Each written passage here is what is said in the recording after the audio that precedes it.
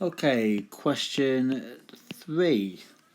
So the diagram here, Feynman diagram showing a particular decay.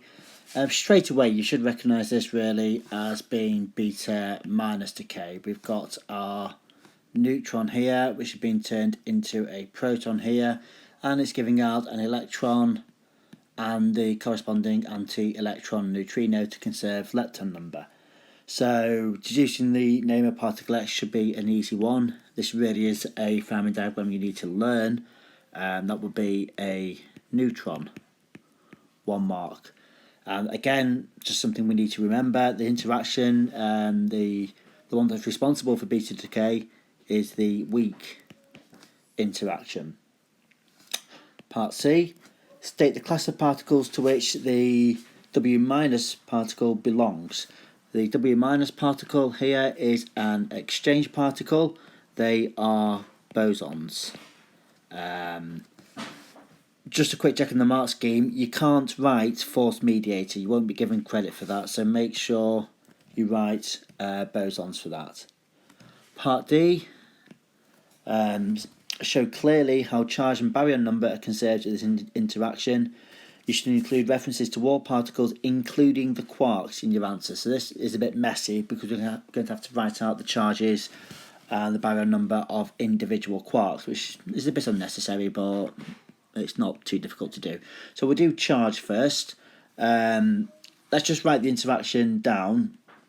With beta decay, we've got neutron going to a proton, giving off an electron and an anti-electron neutrino.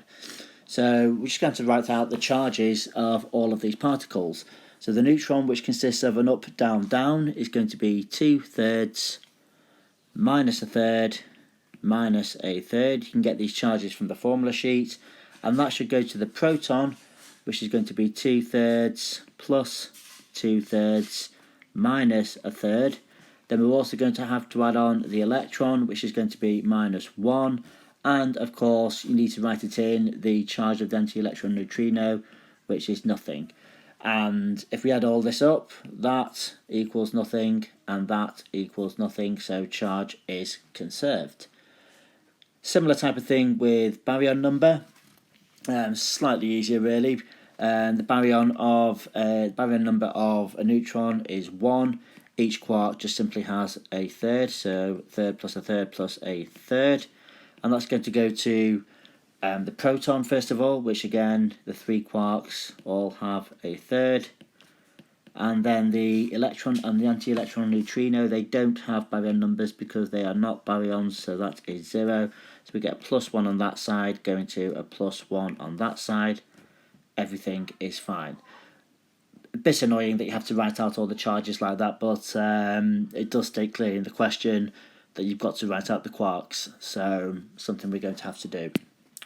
Okay, next one, part E. Name the only stable baryon. Only stable baryon is the proton. Everything will decay into a proton in some amount of time. Neutrons are stable inside the nucleus, but a free neutron will last for around 7 minutes or so before it turns into a proton. And finally, part F. A muon is an unstable particle. State the names of the particles that are produced when a muon decays. So the muon is going to go to, if you think about the generations of matter, it wants to go into lower generations of matter. So we're going to get a electron.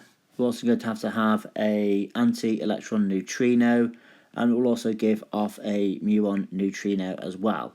Now if you write that, you will get 0 marks because you've not read the question, and it does say state the names of the particles that are produced when a muon decays, so we have to write out the names.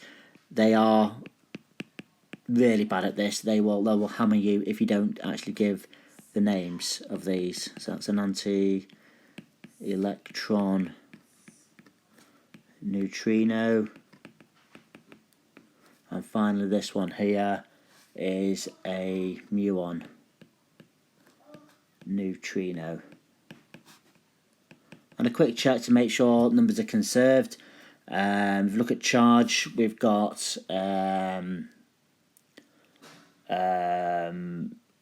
negative charge on that side, that will be fine because that's antiparticle, so that will conserve it.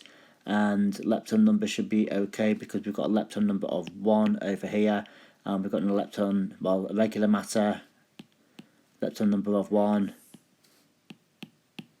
That will be -1, and that one have 0 because it's a muon. It's a meson, no lepton number.